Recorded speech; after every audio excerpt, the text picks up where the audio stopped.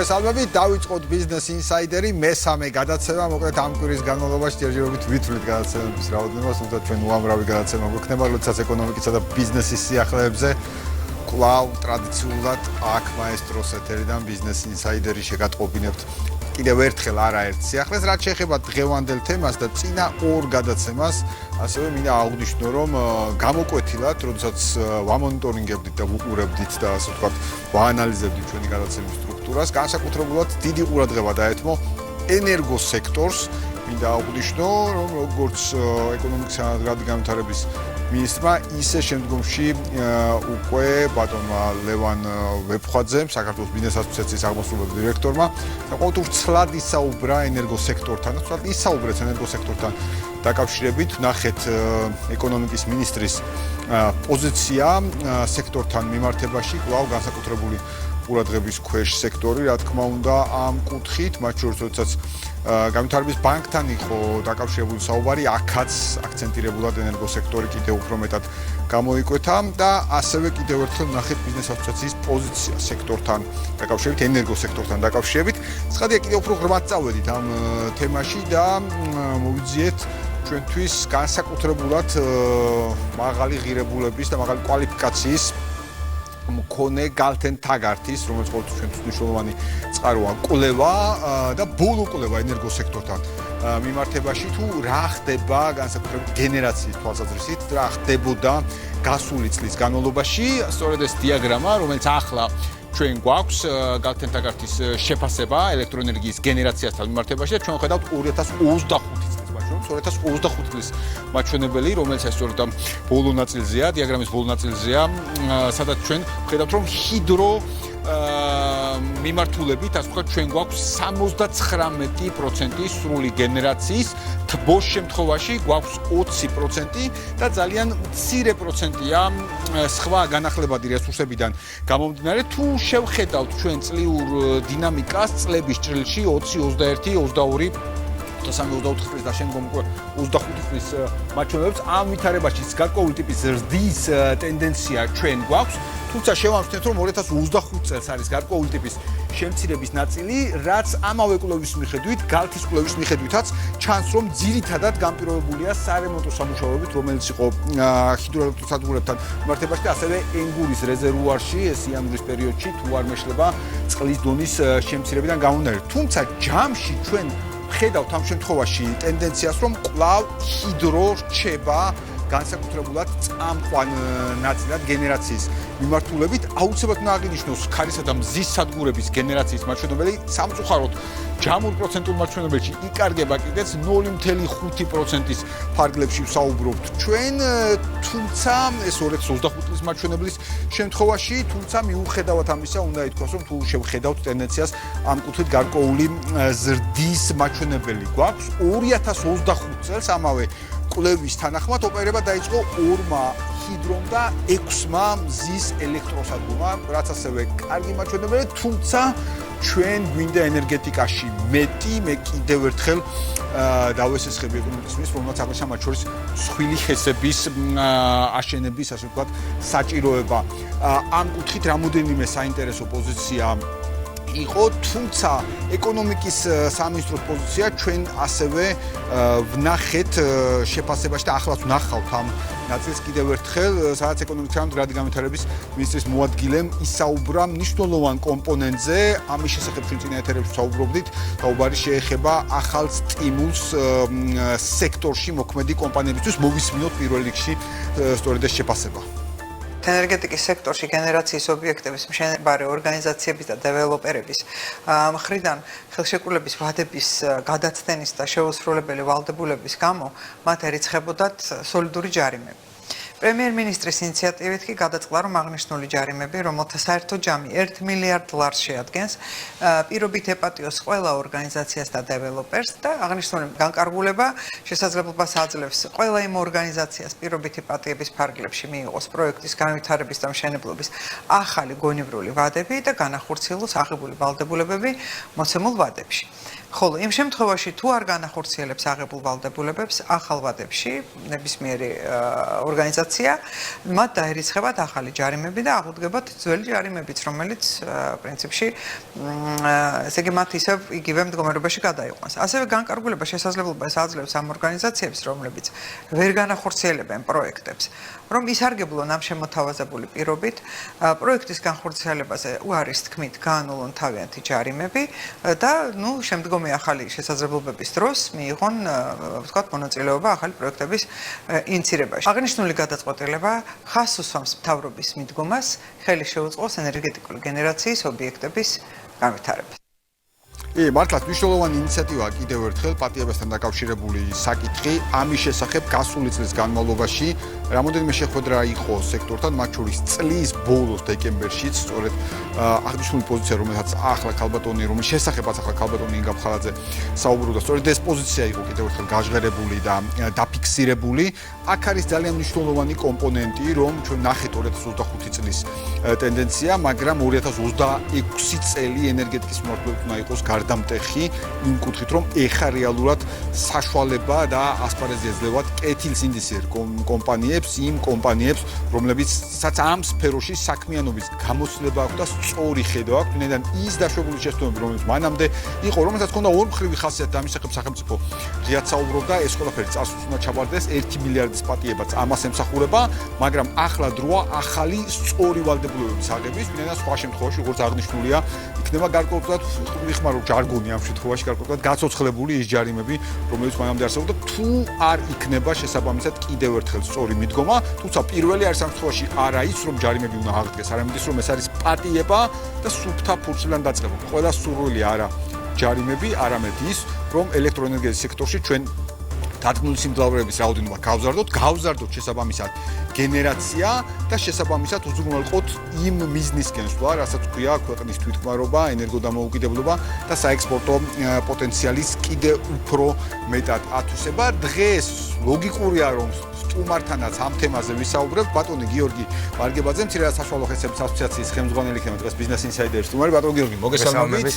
მადლობას გიხდით ბიზნეს ინსაიდერში, მაესტროში მობრძანებისათვის და მოკლედ მუდმივად ვხედავთ თქვენს სხვადასხვა შეფასებებს, ძალიან საინტერესო შეფასებებს ენერგოსექტორთან დაკავშირებით, ისევე როგორც მე აღვნიშნე სხვა შეხვედრები ეკონომიკის სამინისტროს მიერ, მათ შორის დეკემბრის შეხვედრა და მახსოვს თქვენი მონაწილეობაც ამ შეხვედრაზე, შეხვედრის შემდგომ თქვენი შეფასებას და კომენტარიც. პირველ რიგში ვიდრე გადავალთ გარკვეულ დეტალურ საკითხებზე, ცხადია სურს თქვენი ხედვა უკვე ბიზნეს ინსაიდერის ეთერში მოვისმინოთ, როგორ აფასებთ სექტორის პოტენციალს და ჯამში ეკონომიკურ წრეში რა როლი ენიჭება ენერგეტიკას.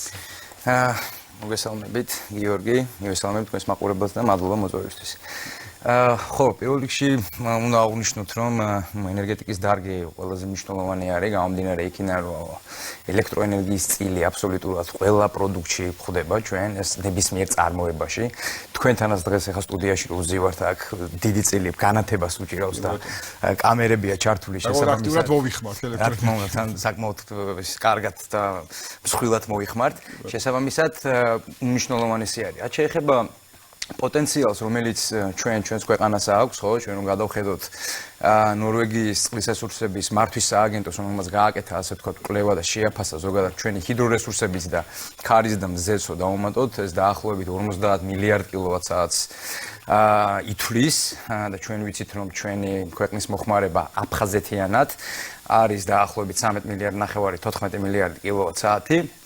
შესაბამისად, ხო, რესურსი ძალიან ბევრი გვაქვს, ქარს და მზეს რომ თავი დავარნებოთ ჰიდროს ნაწილში, ესე იგი წყალი, რომელიც მუდმივად მოედინება, ესე იგი ეს არის დაახლოებით 30 მილიარდ კილოვატ-საათამდე, ხო, იმაზე ორჯერ მეტი, რასაც ჩვენ დღეს მოვიხმართ, ამიტომ ხო, პოტენციალი ძალიან დიდი არის, რესურსი გვაქვს და ხო, მთავარია ახლა სწორედ ავმუშავოთ და სწორედ დავგეგმოთ, რომ მაქსიმალურად ავითვისოთ ჩვენი რესურსები.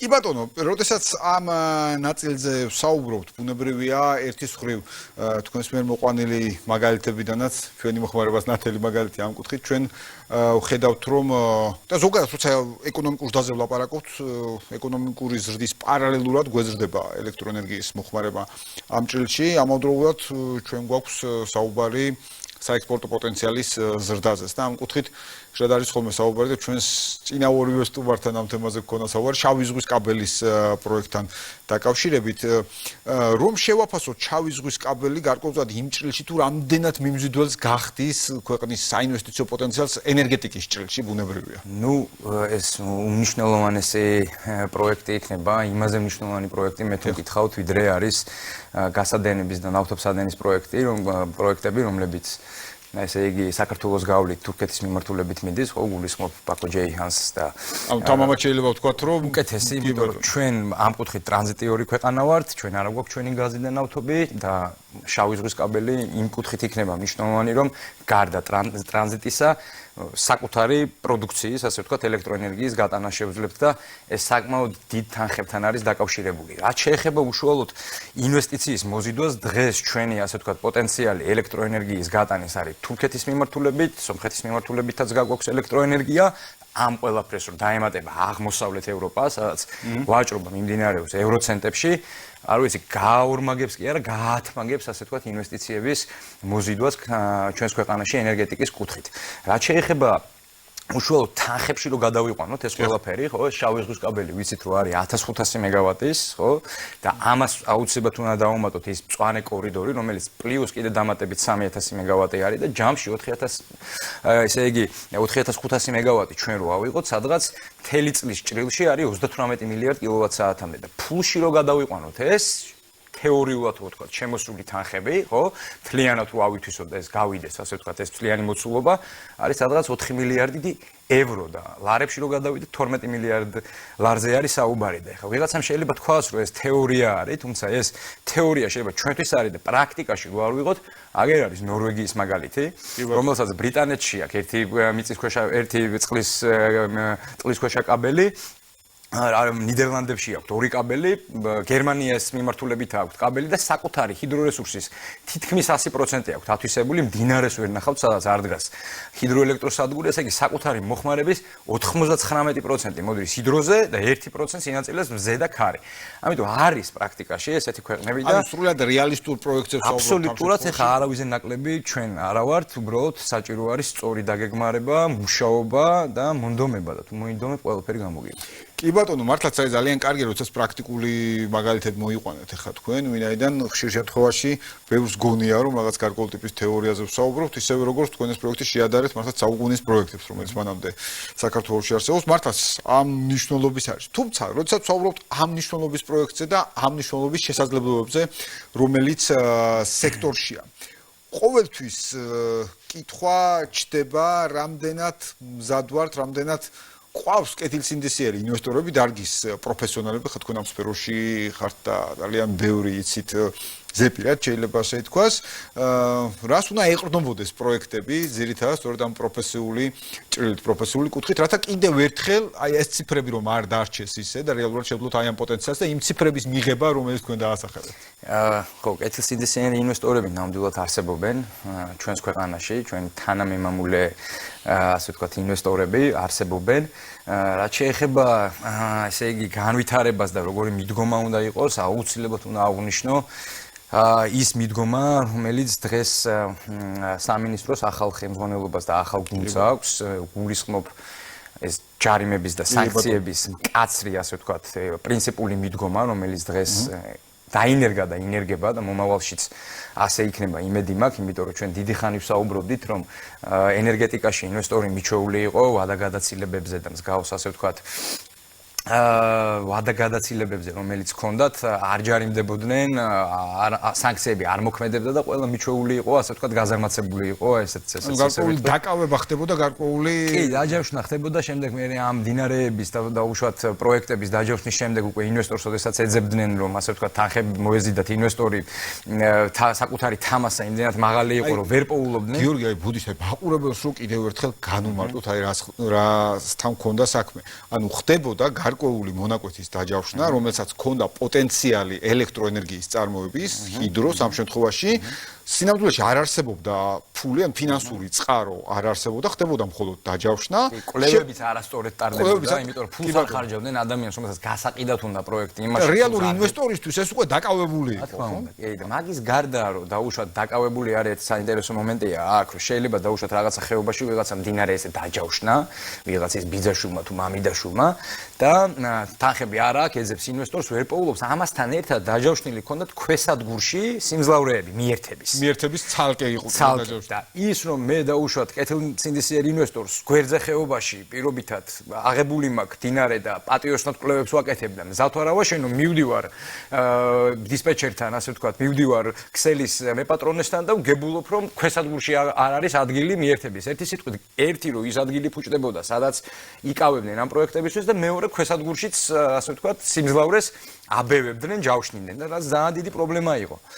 ეხლა ეს ახალი მიდგომა, ესე იგი, რომელიც არის გამკაცრებული მიდგომა, ხო, ჯარიმების კუთხით და სანქციების კუთხით, თუ არ იქნება შესრულებული ერთი სანქცია მოქმედება და შემდეგ უკვე ჩამორთმევა მოხდება ამისი, არის სწორი მიდგომა, მოხდება ასე ვთქვათ გაფილტრა ამ კეთილსინდისიერს და არაკეთილსინდისიერ ინვესტორს შორის და კიდევ ერთი საინტერესო ამაზე საუბარი არ ყოფილა არსად, ახალი ესე იგი მიდგომა სამინისტროსი ასევე იქნება კვლევის სტადიიდან სამშენებლო სტადიაზე, სანამ გადავა კომპანია, მანამდე უკვე უნდა კონდეს გაფორმებული ქსელთან, ეს იქნება ენერგოპრო თუ GSC დაერთების ხელშეკრულება, გაფორმებული უნდა იყოს უკვე რომ ასე ვთქვათ სერიოზული თანხები არის იქ მეგავატზე, ვიცით რომ ენერგოპროსთან 300,000 ლარია გადასახდელი 2 მეგავატზე ზემო თუ ხარ და შესაბამისად ამ ხელშეკრულების ხელმოწერით უკვე ვალდებულება გიშდება რომ დამატებით პირობითად 5 მეგავატიანს თუ ვაკეთებ 1.5 მილიონი ლარი გაქვს უკვე გადასახდელი და ამითიც ძალიან ბევრი არაკეთილსინდისიერი ინვესტორი ასე ვთქვათ ჩამოცილდება სათამაშო მოედანს. ამიტომ სწორი და კარგი მიდგომა არის ნამდვილად. კი ბატონო, და ის სწორედ სამინისტროსთან კომუნიკაციის ჭრილში მინდა ვიკითხო, ბევრ შემთხვევაში იყო საუბარი, როდესაც გამოცხადა მართლაც ეს უპრეცედენტო გადაწყვეტილება მილიარდი ლარის პატიებასთან დაკავშირებით, ბევრ შემთხვევაში იყო შეფასება, რომ რა საჭირო იყო თუნდაც იმ კომპანიებისთვის ამის პატიება, ვინც ისედაც მაინც ვერ იხდიდნენ, ხო? თუმცა მეორე მხრივ პასუხიც გარკვეულწილად იმაშია, რომ მაშინ როგორ უნდა გასულიყვნენ ეს კომპანიები, ანუ ბაზრიდან თუ ახალი, აი რა იყო ძირითადი არსება, თქვენ რა დაინახეთ აი ამ პატიების შორის? მე აქ დავინახე ესეთი რაღაცა, რომ ესე იგი, როდესაც სამინისტრო ახალი გუნდი შევიდა იმ ნაწილში, რომ აწი ჩვენთან სხვანაირად იქნება, ანუ ის ესე იგი ურთიერთობა ხელშეკრულების საფუძველზე, სადაც სახელმწიფოსაც პასუხისგებლობა აქვს და ინვესტორსაც პასუხისგებლობა აქვს, აწი ინვესტორის მხრიდან დარღვეული, ყველა პასუხისგებლობა იქნება სანქცირებული და პროექტი ჩამორთმეული. მსგავსი სიმკაცით როცა უდგები, ხო, იმიდანაც წამოვიდა, ასე ვთქვათ, დარგიდანაც წამოვიდა, სწორი შენიშვნა, რომ აქამდე თუ მსგავსი რამე არ ხდებოდა მთელი ეს წლები, 10-15 წელი ვარ ხა ამ სფეროში, ხო და მსგავსი მიდგომა არ იყო. ეხლა თუ ეს ესე დგება, ხო, რატო არის ეს ასე ვთქვათ, სამართლიანი, რომ დღეს ესე მოგვიდგეთ, თუ ადრე არ გვიდგებოდით, ხო? ამიტომ უკვე აი ამაში შესვლა და თან იმის გარკვევა, ვინ არის კეთილსინდისიერი, ვინ არ არის კეთილსინდისიერი, ამ სიღრმისეულად ჩასვლა ამაში იმხელა დროს წაიღებდა, რომ უნდა გაგვეჩერებინა, მაშინ ფაქტიურად ენერგეტიკა ალბათ წელიწად ნახევრით, რაც დავით კატასტროფა იქნებოდა და აქედან გამომდინარე მე რაც დავინახე იყო რომ კარგი მოდით მაშინ დღეიდან დავიწყოთ ჩვენ სუფთა ფურცლით ის ჯარიმები გეპატიებათ ყველას, ოღონდ გეპატიებათ იმ პირობით რომ აწი თუ კიდე მოხდება დარღვევა ის გაცოცხლდება, არ იქნება ასე ვთქვათ ბოლომდე დავიწყებული.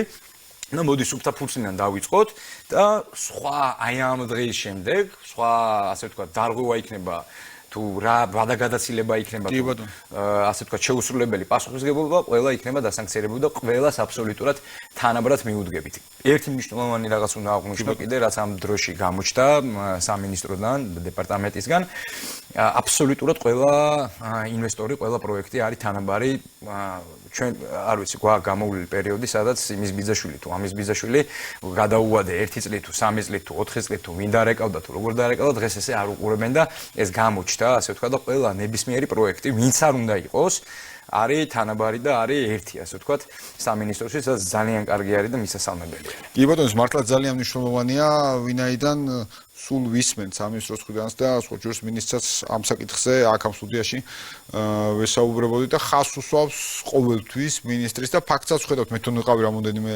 შეხვედრაზე რომ მუდმივი კომუნიკაცია ბიზნესთან ამ კუთხით ერთია რაც საჯარო შეხვედრებია და მეორეა მის მიღმა და ეს კარგია ბიზნესის მოსმენის ნაწილი მე რაც ვისაუბრე აი მიღმა ვისაუბრე დიახ მივხვდი რომ მიღმას დიახ როცა დეპარტამენტი ახსენეთ მივხვდი რომ მიღმას საუბრობდით კი ბატონო გიორგი აუცილებლად მინდა კითხოთ მესმის რომ თქვენ მთლიანად საშუალო ხესებს წარმოადგენთ მაგრამ ჯურის მინისტრმა ახსენა ამ ყველაფერთან ერთად მსხვილი ხესების საჭიროება ამ კუთხით როგორ ხედავთ ამ ვითარებას ჩვენ ამ ქვეყანაში ნახეთ სამწუხარო ფაქტები ცალკეულ შემთხვევაში როდესაც სახელმწიფო გამოვიდა ასე ვთქვათ დამნაშავე შეიძლება ასე ითქვას, მოუგეს სახელმწიფოს დავა და სამწუხაროდ ეს მოხდა. სწორედ იქიდან გამომდინარე, რომ ქვეყნის შიგნიდან მავანმა ჩემი აზრით, რა ვიცი, გარედან ინსპირირებული ძალებიდან გამომდინარე, გააჩერეს უმნიშვნელოვანესი პროექტები ენერგო სექტორში, ნამახვანს გულისხმობ ამ შემთხვევაში კონკრეტულად. აი, რა მნიშვნელობა აქვს ჩვენთვის მათ შორის მსხვილ პროექტებს გარდა იმისა, რომ ეტაპ-ეტაპ ჩვენ მაქსიმუმ უნდა გამოვიყენოთ ცირად საშუალო ხესების ჩათვლით. ჩვენ ვიცით, რომ ესე იგი მსხვილი პროექტები, როგორიც არის ნამახვანი, როგორიც არის ხუდონი, როგორიც არის ნენსკრა, ეს აკუმულირებული ჰესები, ანუ კაშლიანი ჰესები, სადაც ხდება წყლის აკუმულირება, რომელიც რეჟიმული თვალსაზრისით ასრულებს ძალიან დიდ როლს და მნიშვნელობას. ფაქტიურად ანუ ყველაზე ძალიან შენ როცა გიჭირს და როცა გაქვს პიკები, მაშინ რთავ, ასე ვთქვა და აბალანსებ, ესე იგი შენს მოთხოვნა მიწოდებას, ამის გარეშე ფაქტიურად წარმოუდგენელი არის, შენ ქარი განავითარო, თუ მზე განავითარო, განახლებად ენერგიებს, მათ შორის მცირე ჰიდროელექტროსადგურებიც რამდენი უნდა ააშენო, ხო, ჩვენ ვიცით, რომ ზამთრის პერიოდი არის, როდესაც მდინარეებში წყალი იკლებს, ხო? ზუსტად ეს არის. ენგურის кейსი ვთქვით, აი გალთის კვლევაშიც იყო, რომ აი 25 იანვარში ამ კლებიდან გამომდინარე გენერაცია შემცირდა შესაბამისად. ხო და ამიტომ უნიშნელოვანესი არის მსგავსი სადგურები რო გქონდეს და სახელმწიფოს როლი უნდა იყოს ამაში, არ ვიცი, ძალიან დიდი, იმიტომ რომ დღეს რომ თქვა, რომ ნამახვან ჰესია კერძო ინვესტორს რო უთხრა, რომ აი ნამახვანის პროექტი პოტენციურად გვაქვს და მიდი ამის ასე ვთქვათ, განავითარე, ვინ შეყოფს ასე ვთქვათ ამ გაუგებრობაში თავს, როდესაც მსგავსი რაღაცები მოხდა, ხო, იქ მე მიტინგებს გულისხმობ და მავანი ახსენეთ, რომელიც ასე ვთქვათ ებრძოდა ამ პროექტს. ამიტომ სახელმწიფო უნდა იყოს, ვინც დაძრავს ამ პროექტს, დაიწყებს, დახარჯავს ფულს, მივა რაღაცა ეტაპამდე. სახელმწიფოს მონაწილეობას აქ აუცილებელი არის, იმიტომ რომ სხვა ამას ასე ვთქვათ, ვერ აიღებს ამ ტვირთს ვერავინ თავის თავზე. ხა თქვენ რო იყოთ და ფული რო გქონდეთ, ხა წახვალთ ნამახვანში და ნამახვანის ასე ვთქვათ პროექტირებაში, შეხვალთ და მშენებლობაში, კაცმა არ იცის იქ რა დაგხვდება. თუ ამიტომ ახლა ისტორიას ძალიან ცუდი кейსია. მithumetes ხო, ამიტომ უნდა დაიწყოს სახელმწიფომ აუცილებლად მიიყვანოს რაღაცა ეტაპამდე, შეიძლება ააშენოს პირობითად რაღაცა 60% შეასრულოს და შემდეგ გავიდეს. ან ბოლომდე დაასრულოს 100% დაუშვათ, ააშენოს ექსპლუატაციაში, გაუშვას და გავიდეს და რაღაცა წილი დაიტოვოს, იმიტომ რომ მიმაჩნია, რომ მსგავს პროექტებში სახელმწიფოსაც თავისი კონტრიბუცია აუცილებლად უნდა კონდეს დარჩენილი. შესაბამისად, ხო, მნიშვნელოვანი არის. კი ბატონო, რაც ინვესტორისთვისაც სახელმწიფოს გარკვეული ტიპის კონტრიბუცია, ინვესტორისთვისაც რაღაცნაირად სიმყარის გარანტიაა, თქვა ამ კუთხით, რომ სახელმწიფოს პირდაპირ ინტერესი აქვს.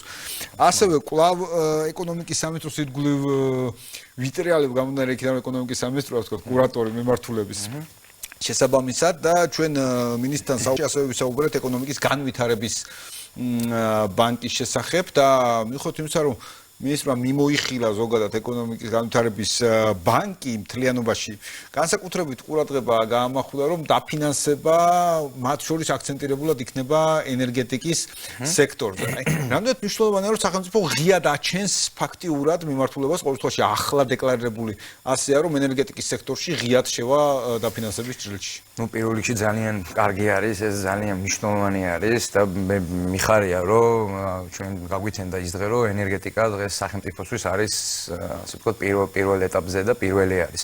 რაც შეეხება უშუალოდ ამ ბანკს, ასეთ საუბრობთ, ხოლმე როდესაც მოვისმინე ეს განცხადება, მაშინ წარმოებაზე იყო საუბარი, რომ ესე იგი ეს ბანკი წარმოებებს ახალისებდა და დაუდგებოდა ასე ვთქვათ გვერდში ელექტროენერგია თუ არა და წარმოება არის ყველაზე მნიშვნელოვანი პროდუქტის დასაწყისში ვახსენეთ ეთერის, რომ ყველა პროდუქტში ეს იქნება, არ ვიცი, კარტოფილის წარმოება თუ არახისის, კარაქის წარმოება თუ რაიმე სხვა, აბსოლუტურად ყველგან არის ამის წილი. შესაბამისად უმნიშვნელოვანესია. რაც შეეხება ბანკის ასე ვთქვათ მოქმედებას, ხო, როგორ უნდა იმ ასე ვთქვათ იფუნქციონიროს, ჩვენ ვიცით რომ სამწუხაროდ ის კომერციული ბანკები, ხო, ვისთანაც ჩვენ გვაქვს ურთიერთობა და ეს სესხები, ასე ვთქვათ, საიდანაც ბიზნესი ფინანსდება, ორნიშნა რიცხვები გვაქვს, ხო? ესე იგი, რაღაც 10, 11, 11.5% არის საპროცენტო განაკვეთი, როდესაც ჩვენს მეზობელ ქვეყანაში, სომხეთში, მინდა გითხრათ, რომ 6-7% არის. ნუ სახელმწიფო სუბსიდირებით, რა თქმა უნდა, და გვერდში დგომით და მაგრამ ესე არის. რა მივიღეთ ჩვენ სომხეთში მივიღეთ აბსოლუტურად ათვისებული მთლიანი ჰიდრორესურსი და მზის სადგურების თვალსაზრისით თუ გადავხედოთ, ინდუსტრიული სადგურები დაახლოებით თუ არ მეშლება 400 მეგავატამდე სადგურები აქვს აშენებული. ეს პატარ-პატარა ნეტოებზე არ ვსაუბრობ, ინდუსტრიულ და დიდ სადგურებზე მაქვს საუბარი. შესაბამისად, ხო, რაღაცა უნდა გავიაზროთ, უნდა მივხვდეთ, რომ რაღაცა პრობლემა გვაქვს, ხო? ესე იგი ეს ბანკი, ესე იგი ასევე მოვისმინე, რომ სესხის ნაწილშიც ჩვეულებრივად ასე ვთქვათ, ჩაერთვება და გასცემა. ეს გზა, რომელიც ალბათ თქვენთვის ყველაზე უფრო საინტერესოა. რა თქმა უნდა, მნიშვნელოვანი არის, უნდა იყოს დაბალი პროცენტები ხელმისაწვდომი, რომ ეს უკუგება ჩვენ ახლა ყველას გონია, რომ ჰიდროენერგეტიკით რაღაცა სასწაულ ფულს შეუვლობს ინვესტორი, რეალურად 7-8 და 9 წლიან უკუგებაზე არის აქ საუბარი, ხო? ეს ძელვადიანი, ასე ვთქვათ, ბიზნეს მოდელი აქვს ჰიდროენერგეტიკას, მზის ენერგეტიკასაც მათ შორის და ქარსაც. შესაბამისად, ხო, რთული არის ახლა ადამიანი მით უმეტეს ჩვენი თანამემამულე, რომელიც დაკავებული არის, არ ვიცი, დეველოპმენტით ან სხვა ვაჭრობის, ასე ვთქვათ, საქმიანობით, უთხრა, წამოდი ახლა ფული ჩავდოთ და 10 წელიწადში შენ თანხებს უკან ამოიღე. სადაც 1-2 წლიან მოგებებზეა საუბარი. ხო, მით უმეტეს ჩვენს ქვეყანაში ასე ვთქვათ, შესაძლებლობა მსგავსი თანხების მოძიების აქვთ ინვესტორებს, რომლის ასაკი 50 და უკვე ზემოთ არის. ამიტომ 12 წლიანი და 10 წლიანი უკუგება ხო არავის არ აინტერესებს. მაქსიმალურად უნდა ვქნათ ისე, რომ ეს პროცენტი უნდა იყოს ისეთი, აქვს განახევრებული უნდა იყოს, რომ ცოტა ამოისუნთქოს, ხო, ამ დარგმა. და ერთი უნდა ვახსენო. კი ბატონო, აუცილებლად. კი ბატონო. არა მარტო ასე ვთქვათ, კერძო ბიზნეს და კერძო ინვესტორს არა, შეიძლება ეს ბანკი, ასე ვთქვათ, და რაღაც თანხები, რომელიც აკუმულირდება, მოხმარდეს ელექტროსისტემას. იმიტომ რომ დღეს ჩვენი მთავარი პრობლემა ინვესტორის, ყველაზე მნიშვნელოვანი პრობლემა არის მიერთების პრობლემა. აბსოლუტურად ყველა რეგიონში ეს იქნება, არ ვიცი, სამცხე-ჯავახეთი, რაჭა იქნება, ეს გურია იქნება, ლეჩხუმი თუ ზემოსვანეთი თუ ქვემოსვანეთი, თიან რეგიონში, ხო, ყველგან აბსოლუტურად არის და იგივე პრობლემა, მიერთების პრობლემა არის. ის აწლიანი გეგმა, რომელიც აქვს სახელმწიფო ელექტროსისტემას, რომელიც აქამდე სულ იდებოდა და იდებოდა. მაქსიმალურად სწრაფად უნდა მოხდეს, ასე ვთქვათ, ამ აწლიანი გეგმის შესრულება. ჩვენ დღეს ვიცით, რომ ელექტროსისტემას თანხები არ აქვს, ხო, და ეს არის დონორებზე დამოკიდებული, ეს იქნება EBRD, ეს იქნება KfW თუ ეს იქნება მსოფლიო ბანკი და სამწუხაროდ, ხო, ეხლა როდესაც ისინი ამ სესხს გაძლევენ, იმათ აქვს თავიანთი სტანდარტები, არ ვიცი, მშენებელი უნდა იყოს კომპანია, რომელმაც არ ვიცი, ერთი კონტინენტიდან მეორე კონტინენტზე აქ აშენებული გადამცემი ქსელები და ყოველთვის ძვირდება ეს პროცესი ერთი და მეორე, ყველაზე რასთავარი არის, პროცესში არის გაწელილი.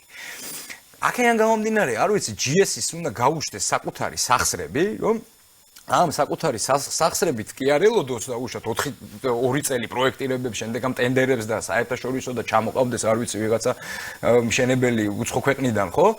საკუთარი თანხები კონდეს და ამ ელექტროქსელების განვითარებაში, ასე ვთქვათ, მოკლე დროს გადიოდეს, იმიტომ რომ არაჩვეულებრივი საპროექტო ჯგუფები ყავს, მათ შორის ელექტროსისტემას, არაჩვეულებრივი მშენებლები ყავს. ახლა ელექტროხაზების მშენებლობას არაფერი არ უნდა რეალურად. რა არის უმარტივესი საქმე? ადგილობრივი პოტენციალი მაქსიმალურად გამოიყენოთ. თან GS-ის ახლანდელი მენეჯმენტის მიდგომა კიდევ უფრო აქტიურად და ძალიან ასე ვთქვათ, სწორედ უდგებიან ამ ყველაფერს და იმედი მაქვს, რომ ხო, აი ეს რაღაცა თანხები გამოჩნდება, თუნდაც ამ ბანკიდან, ამ ბანკიდან თუ არ გამოჩნდება, არ ვიცი, რაღაცა მოვიფიქროთ ისეთი, რომ ერთი თეთრით გავაძვიროთ ელექტროენერგიის ტარიფი, აი ეს ენერგოპროსვის და თელასისთვის თუ ძვირდება, ეხლა ერთი თეთრი მოსახლეობაზე და კომერციაზე რომ გადაანაწილოთ, თვეში ერთი პაჭკა სიგარეტე არის რა და საინტერესო თემაა.